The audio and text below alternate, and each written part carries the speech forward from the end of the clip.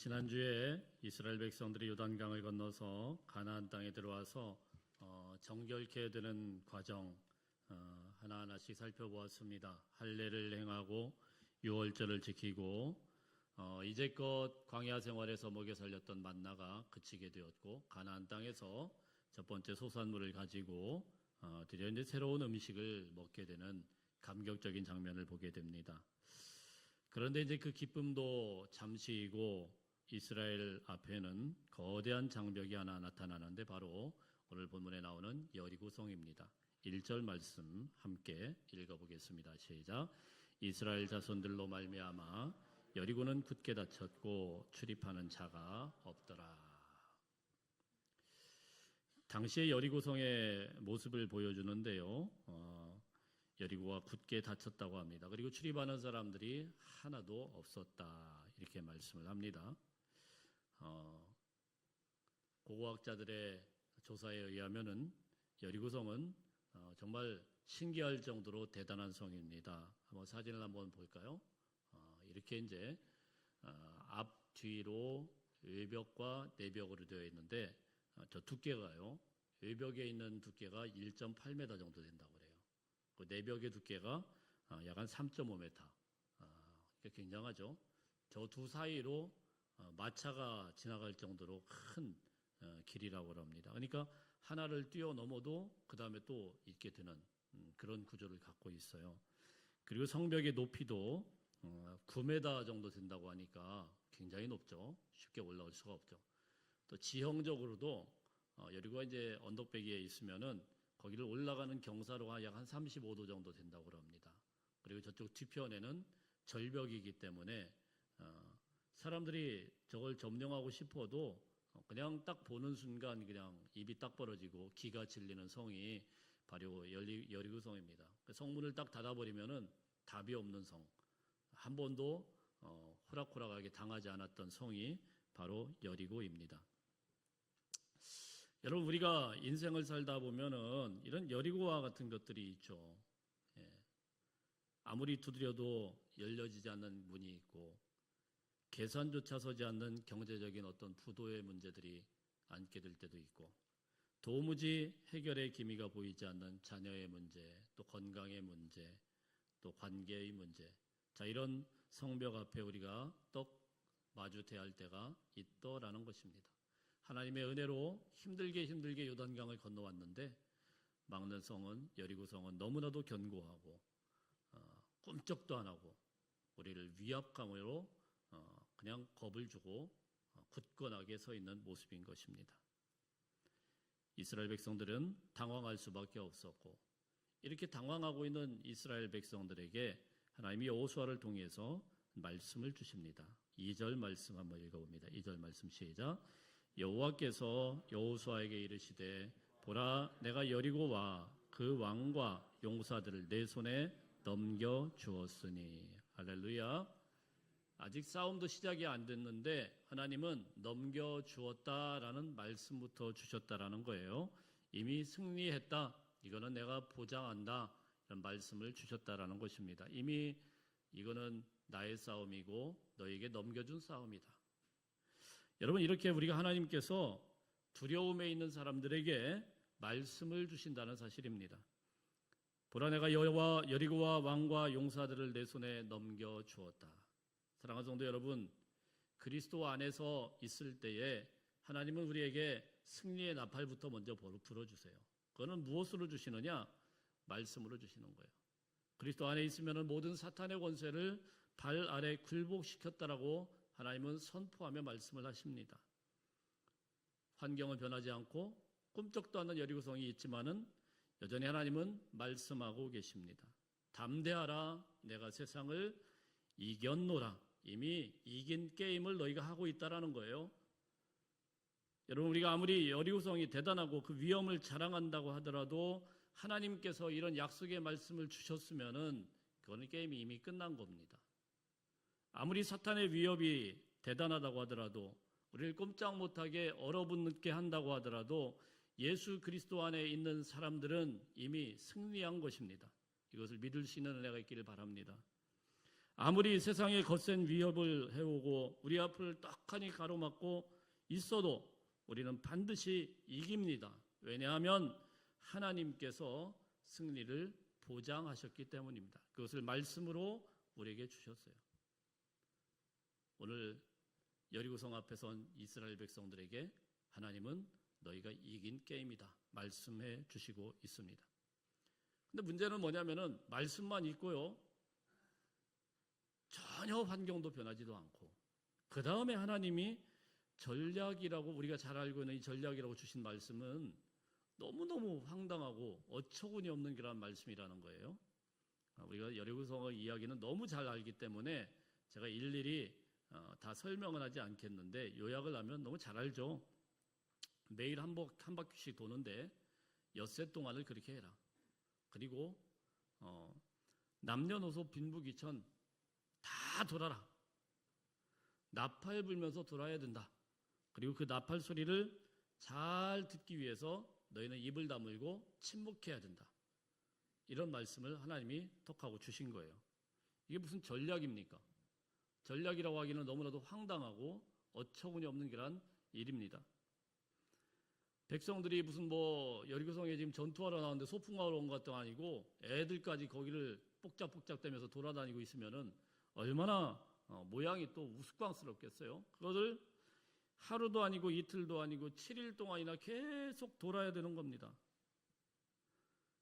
하루에 한 번 도는 거나 또 법궤를 메고 도는 것이나 마지막에 조용히 하다가 소리를 지르는 거나, 어떤 것도 여리고성을 함락시키는 것과는 우리가 상식적으로 부합되지가 않아요.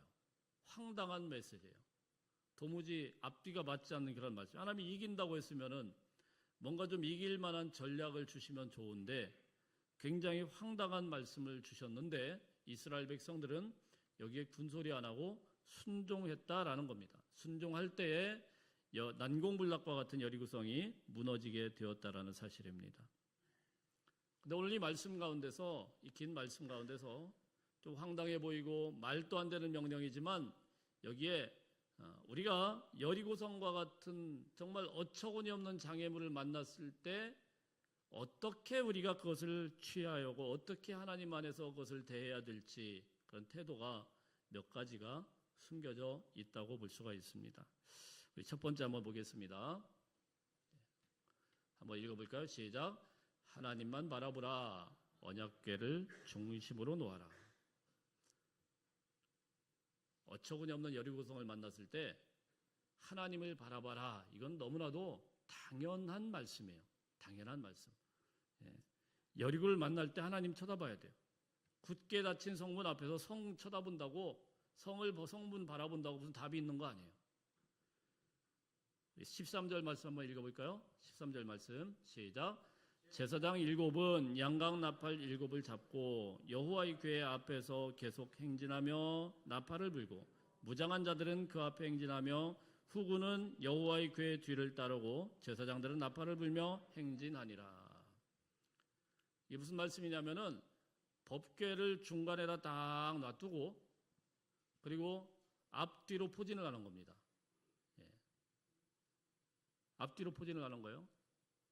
그래가지고 제사장들은 앞에서 나팔 불고 나가고, 그리고 뒤에 따르는 백성들은 뒤따르고, 그러니까 법궤가 중간에 있는 거예요. 누가 봐도 중앙에 있기 때문에 이 언약궤를 다 바라볼 수 있도록 한 거예요. 여러분, 언약궤는 뭡니까? 하나님의 임재의 상징 아닙니까? 앞뒤로 대열을 맞춰서 언약궤를 포위하듯이 하고 그리고 돌아가라는 겁니다.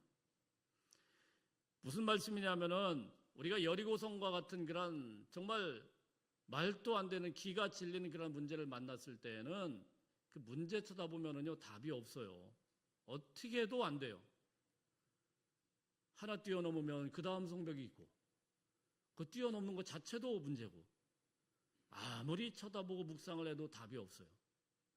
답이 없을 때는 하나님을 쳐다보기 시작해야 돼요. 하나님의 그 임재 앞에 우리가 놓고 그 앞에서 엎드리게 될 때, 그때 하나님은요 우리에게 기적을 베풀어서라도 우리 인생을 이끄시는 분인 것을 믿으시길 바랍니다.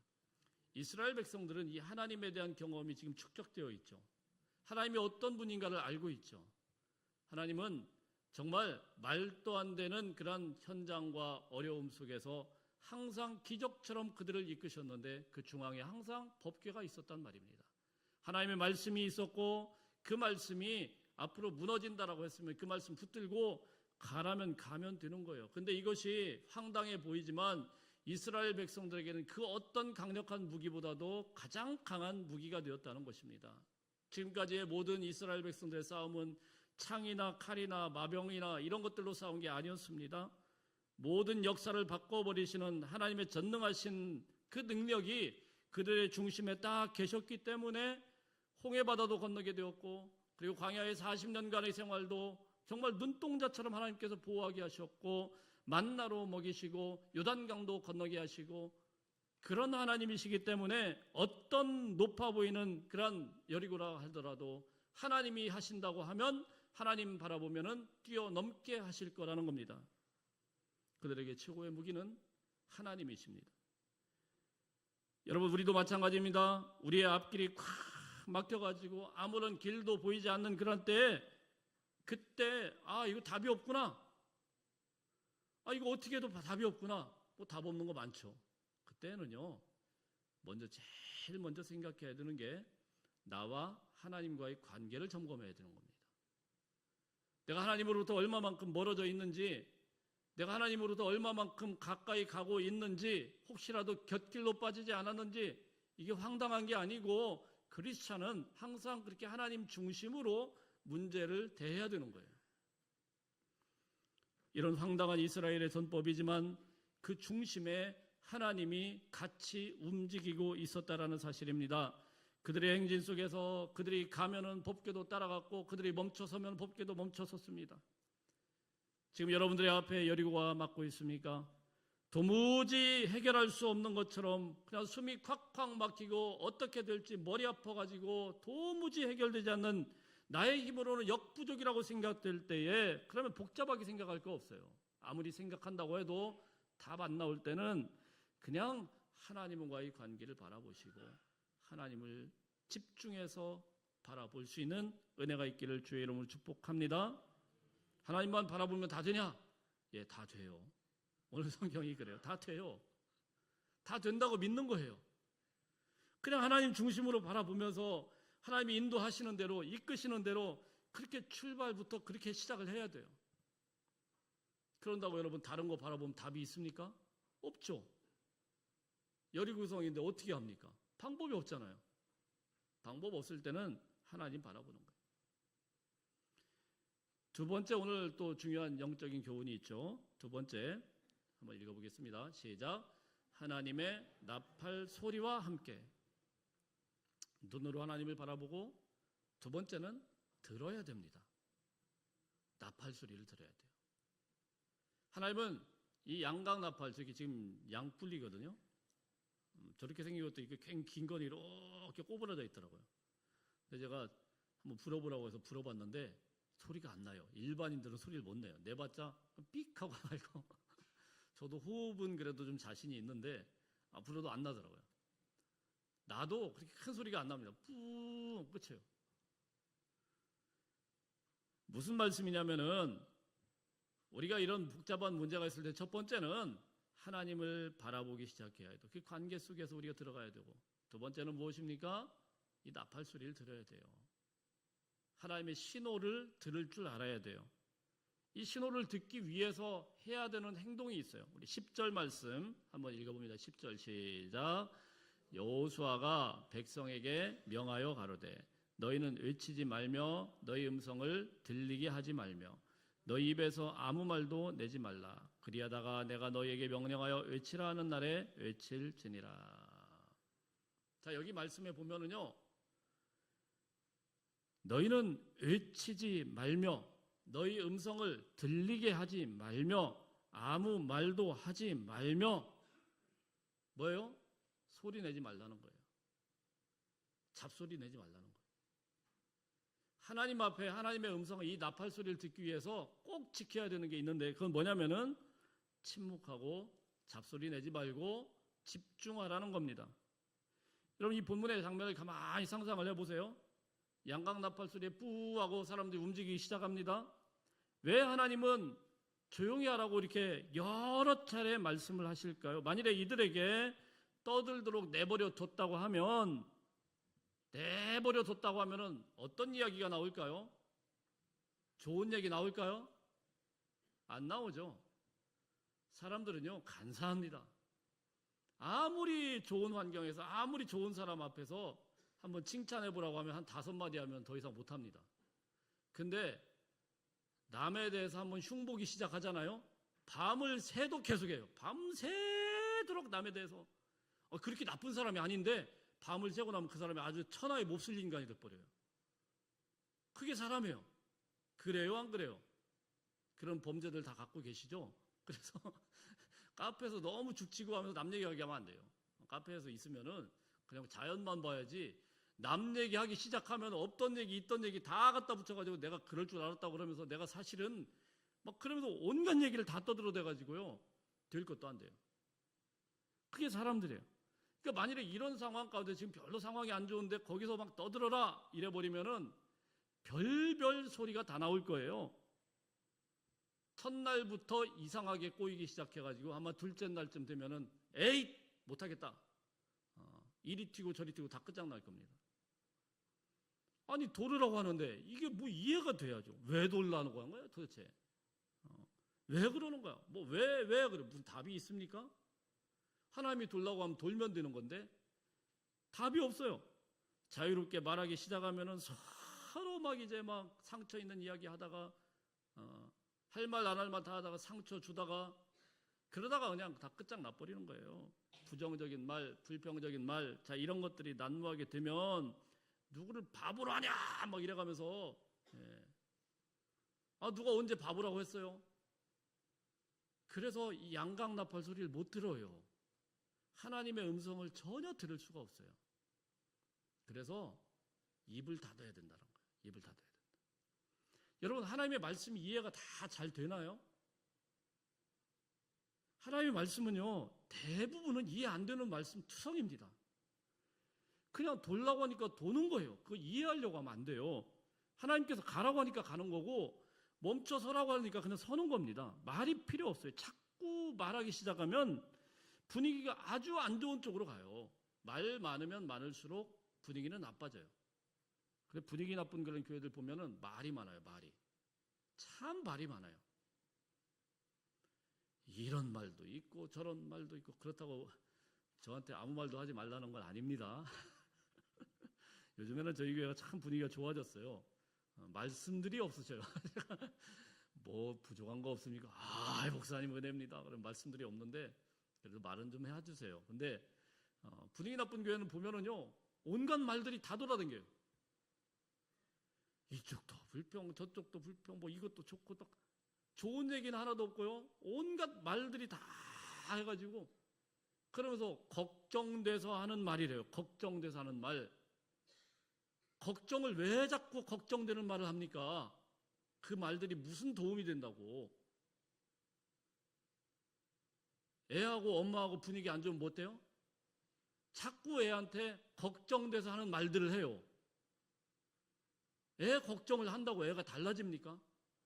그거 자꾸 말한다고 좋아지는 게 아니에요. 말할 줄 몰라서 안 하는 게 아니고 그냥 때로는요 그냥 가만히 있어야 돼요. 그냥 입만 닫아도 관계가 좋아지는데 자꾸 엄마가 자꾸 말하기 시작하니까 이게 서로 이게 얽히는 거죠. 그래요 안 그래요? 저희 집이 그렇다는 게 아니고요. 그렇더라고요. 그렇더라고. 자꾸 말하기 시작하면은 좋은 말이 안 나옵니다. 잘하고 있는데도 꼭 나쁜 말을 해요. 애가 잘하고 있는데도 아이고 저놈 자식 웬일이야 이래가면서 꼭 뭔가를 이상한 말을 해요. 그게 사람이에요. 그래서 여러분 이 교회라는 공동체에서 자꾸 생각들을 말하기 시작하면 이게 안 좋아져요. 어떤 분은 내 생각에는 자꾸 내 생각 듣자고 여기 온 거 아니에요. 내 생각 네 생각 듣자고 온 게 아니고 하나님의 말씀을 듣는 곳이에요. 내 생각 네 생각 자꾸 이야기하니까 하나님의 말씀이 안 들려요. 부하고 나팔을 불었는데 자꾸 그 생각들만 돌아다니는 거예요. 어떤 자꾸 새로운 계획을 이야기합니다. 계획만 세우다 인생 끝나요. 제가 이제 목회 조금 몇 년 차 되다 보니까 계획을 많이 잘 안 세우려고 그럽니다. 어떤 분이 물어요. 그렇게 해도 되냐? 그렇게 해도 되더라고요. 계획 세워서 지금까지 제가 유익을 봤으면 괜찮은데 별 유익을 못 봤어요. 제자 훈련도 시키고 막 당장 숙제 검사하고 막 꼭 똑바로 안 하고 야단도 치고 젊을 때는 막 그렇게 했거든요. 그런 친구들이 참 마음에 상처를 주더라고요. 제가 저러면 안 되는데 그렇게 훈련을 시켜놨는데 나중에 보니까 돌아설 때는 팽 돌아서요. 팽. 뒤도 안 돌아보고 돌아서요. 그 뭐가 그렇게 화가 났는지 화를 막 벌컥 내면서 돌아다녀요. 내가 그렇게 화나게 안 했는데 그렇게 화를 내더라고요. 그래서 제가 저렇게 되는 게 아니구나. 하나님이 감동하시지 않으면 아무 소용이 없구나. 억지로 갖다가 밀어붙인다고 되는 게 아니구나. 제가 처음 저희 교회 왔는데 어떤 분이 자꾸 그래요. 목사님 어떻게 할 거예요? 뭐 어떻게 할 거예요? 이렇게 물어봐요. 저는 별로 답이 없어요. 우리 장로님들도 계시지만은 그렇게 물어보면은 글쎄요 어떻게 해야 되는 거예요? 좀 어리버리하죠. 별로 생각을 안 합니다. 그런데도 은혜롭게 또 갈 때는 가요. 여러분 그냥 이해가 되지 않는다고 하더라도 이게 잘 납득이 안 된다고 하더라도 하나님께서 돌라 그러면 그냥 돌면 되는 거예요. 그래서 여리고성 앞에서 하나님은 침묵하라 이렇게 말씀해요. 여러분 놀라운 거는 하나님은 인간의 말이 침묵하는 그 사이에서 하나님의 일이 착착착착 진행이 되고 있었다는 사실입니다. 너무 많은 말을 하기 시작하면 하나님의 음성이 안 들려요. 이스라엘 백성들이 홍해바다 앞에 있었을 때 그때 이 홍해바다 앞에서 막 넘실넘실거리니까 당황할 거 아닙니까? 말하기 시작합니다. 막 온갖 말들을 하는데 좋은 얘기 하나도 없어요.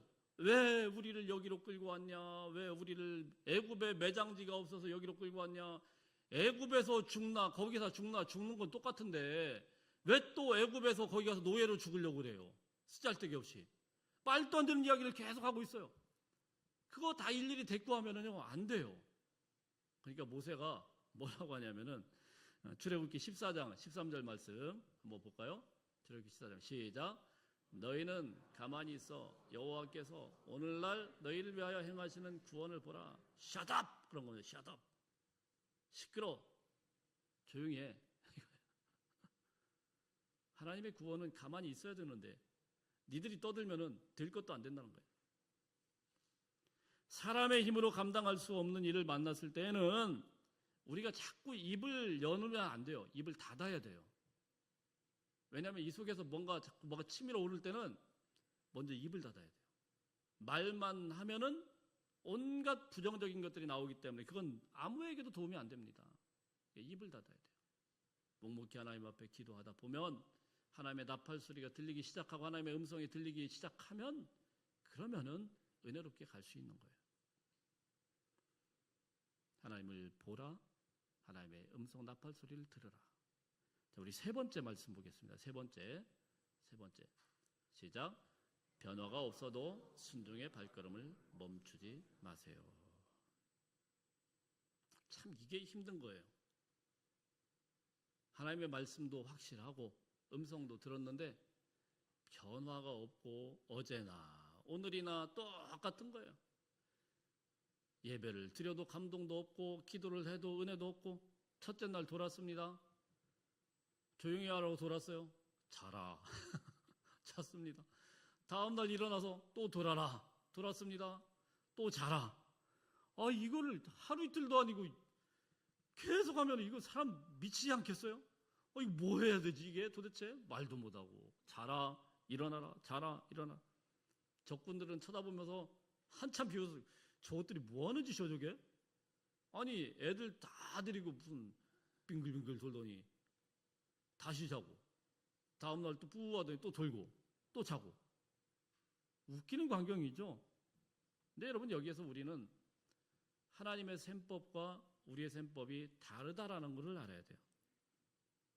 계산법이 달라요. 우리는요 6째 날까지 여리고 성벽의 붕괴될 가능성은 0%입니다. 금이 간 것도 없고 거기에서 뭐 돌덩이 하나 떨어지지도 않았고 열심히 땀 흘려서 돌았는데 6째 날까지 아무것도 없어요. 힘만 들어요. 그때 어떤 생각이 듭니까? 와, 이거 진짜 맞나? 이거 해도 되나? 안 해야 되나? 포기하고 싶어진 마음이 굴뚝같이 올라오죠. 그러나 여러분, 믿음의 눈은 전혀 다른 거예요. 여섯째 날까지 아무런 변화가 없었던 그 여섯째 날의 그런 모든 경험과 이 기록들이 실패가 아니고 일곱째 날 마지막 기적을 일으키기 위한 하나님의 거룩한 시간에 축적된 시간, 저축되는 시간에 하나님의 그 축적된 그 계산에 의해서 그 모든 발걸음들을 하나님은 허사로 돌리지 않더라는 겁니다. 하나님이 행하실 그때까지, 그 임계점을 넘어설 때까지 오늘 내가 걷는 이 한 바퀴의 순종은 0%의 것처럼 보이고 아무런 변화도 없다고 하더라도 하나님은 여러분의 순종이 채워지는 분량을 정확하게 계산하고 계시는 분이심을 믿으시길 바랍니다. 오늘 내가 하나님 앞에 예배 드리는 것 아무것도 아닌 것 같아 보여요. 하나님의 이름을 부르고 찬양하는 것 아무 변화도 없어요. 수십 년 동안 하나님 앞에 기도를 했는데 변화된 게 하나도 없어요. 그러나 여러분, 하나님의 그 순종의 그 모습들을 지금도 정확하게 계산하고 계신 것을 믿으시길 바랍니다. 하나님의 때가 되면 이루실 때가 있어요. 하나님의 정확한 때가 돼야 이 모든 것들이 다 이해가 되고 또 하나님의 때 정확하게 우리 인생에 응답하시는 하나님인 것을 믿으시길 바랍니다. 마지막 네 번째, 우리 한번 읽어봅니다. 네 번째 시작. 때가 차면 하나님의 방법으로 무너지게 됩니다. 하나님의 방법, 하나님의 때가 있어요. 20절 말씀 한번 읽어볼까요? 20절 말씀 시작. 이에 백성은 외치고 제사장들은 나팔을 불매 백성이 나팔 소리를 들을 때에 크게 소리질러 외치니 성벽이 무너져 내린지라. 백성이 각기 앞으로 나아가 그 성에 들어가서 그 성을 점령하고 마침내 일곱째 날 일곱 바퀴를 돌고 백성들이 외쳤을 때에 성벽이 와르르 무너지게 됩니다. 우리는 흔히요, 일곱째 날에 하나님께서 0% 했던 것을 갑자기 기적을 베풀어가지고 100%로 되었다고 생각을 합니다. 그러나 여러분, 사실은 하나님의 계획은요, 진작부터 말씀을 통해서 주어지신 거예요. 진작부터 100%의 싸움을 하고 있었던 거예요. 하나님 안에서는 첫날부터 이미 100% 승리를 외치기 시작했습니다. 하나님이 이미 넘겨주었다 말씀하시는 순간 영적인 세계에서는 눈에 보이지는 않더라도 이미 이 여리고성은 와르르 무너진 거나 다름이 없습니다. 다만 우리의 물리적인 계산표에 의해 시간표에 의해 가지고 그 100%에 드러나는 그 시점을 우리가 영적으로 못 봤을 뿐이에요. 우리는 흔히 이렇게 기도를 합니다. 하나님, 주님, 내가 기도를 하면은 단 1%라도 가능성을 주시면 제가 하겠습니다. 하나님은 가능성으로 승부하는 게 아니에요. 우리 인생에 어떤 가능성을 보이시고 조금씩 달라지도록 하는 게 아니에요. 하나님께서요, 어떤 사람을 환자에게 손을 얹고 낫게 할 때는요, 이런 사람들은 가짜 은사예요. 제가 볼 때는. 이건 성경적이지 않아요. 오늘 기도했는데 20% 나았고 내일 기도했는데 30% 나았고 좀 더 오셔야 돼요. 감사원금이 좀 부족해요. 기도가 부족해요. 내일 모레 기도인데도 40% 나왔고. 그건 은사 없는 사람들이에요. 제가 볼 때는. 그렇게 역사하지 않더라고요. 하나님은요, 낫게 하면 단번에 나아요. 단번에 그냥 낫게 하는 거예요. 이 사람을 낫기로 작정하면은 오늘 내가 내 집에 구원이 있음을 하나님께 선포하면 끝나는 거예요. 뭐 조금씩 보여주고. 그건 세상의 셈법이에요. 하나님이 이미 작정하셨으면 그대로 되는 거예요. 할렐루야. 그런 믿음이 있길 바랍니다. 아무 기미가 보이지 않는 상황이라고 하더라도 오늘 당장이라도 하나님의 때라고 하면 와르르 무너져 내리는 거예요. 아무리 견고한 여리고성이라고 하더라도 오늘이 하나님의 때라고 하면은, 하나님의 작정하신 그 때라고 하면은 다른 날 아무것도 없었도록 그냥 와르르 무너져 내리는 겁니다. 아무 기미가 보이지 않는 0% 상황에서도 하나님의 약속한 그 100%를 믿고 끝까지 걷겠느냐, 이것을 그 6일 동안 확인을 한 겁니다. 여러분의 오늘 걸음과 여러분의 오늘 하나님에게 되는 예배, 순종의 걸음, 이것들은 하나님의 확인 작업에 들어가는 거예요. 하나님의 역사는 갑자기 일어나는 것 같지만은 사실은 우리의 소리 없는 순종의 나날들이 쌓여서 터져 나오는 것입니다. 우리가 포기하지만 않는다고 하면은 보이지 않던 하나님의 100%는 반드시 우리의 현실로 오게 될 것입니다. 사랑하는 성도 여러분, 여러분의 앞길을 가로막고 있는 여리고는 무엇입니까? 도무지 변하지 않는 가족의 문제 때문에 힘들어하고 있습니까? 아니면 무거운 경제적인 짐들로 허덕이고 있습니까? 혹은 고질적인 질병이나 마음의 상처 때문에 힘들어하고 있습니까? 여리고 정복의 핵심은 성벽이 아니고 중심에 있었다는 사실입니다. 이스라엘의 중심에는 항상 하나님의 언약궤가 있었습니다. 내가 성벽을 무려 밀어서 무너뜨리려는 그런 미련한 것을 하지 말라는 거예요.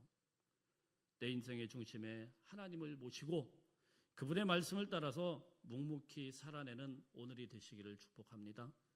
지금 아무런 변화가 없는 6째 날을 지나고 있는 분이 계십니까? 지금까지 힘들게 어렵게 정말 0%의 변화도 없는 그런 전혀 변함없는 그런 순종의 길, 하나님 앞에 예배 드리고 기도해도 아무 소용도 없는 것 같은 그런 시간이 있다고 하더라도 끝까지 마지막까지 인내할 수 있는 은혜가 있기를 바랍니다.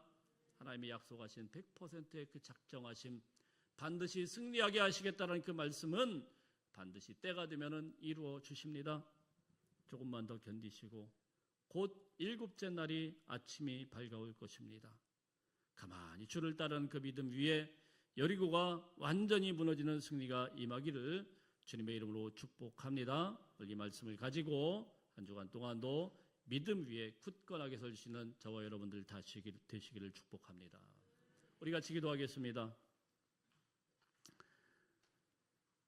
하나님 아버지, 오늘 우리는 거대한 여리고성 앞에 서 있던 이스라엘 백성들의 그 절망적인 마음으로 이 자리에 나왔습니다. 우리 앞을 가로막는 인생의 장벽들이 너무나도 견고해 보여서 때로는 낙심하고 때로는 하나님을 원망하기도 했음을 고백합니다. 주님, 우리에게 믿음을 더하여 주옵소서. 상황은 여전히 전쟁 중일지라도 하나님의 말씀이 이미 승리하셨다 선포하셨는데 하나님, 우리가 이 세상을 향하여서 담대하게 하시고 이긴 싸움을 한다라는 주님의 말씀 붙들고 보이지 않는 결과 때문에 불안해하며 입술로 범죄하지 않게 하여 주시고 하나님의 때가 찰 때 묵묵히 기도의 자리를 지키는 거룩한 침묵의 훈련을 감당하게 하여 주옵소서. 세상은 아무런 변화가 없는 우리의 모습을 보고 비웃을지 모르나 이미 하나님 안에서 100% 승리가 예비되어 있음을 믿습니다. 6째 날의 지루함을 견디고 7째 날의 외침을 준비하게 하여 주옵소서. 오늘 예배를 마치고 세상으로 나가는 우리 성도들의 발걸음마다 여리고를 무너뜨리는 순종의 행진이 되게 할 줄 믿사오며 예수님의 이름으로 기도하옵나이다.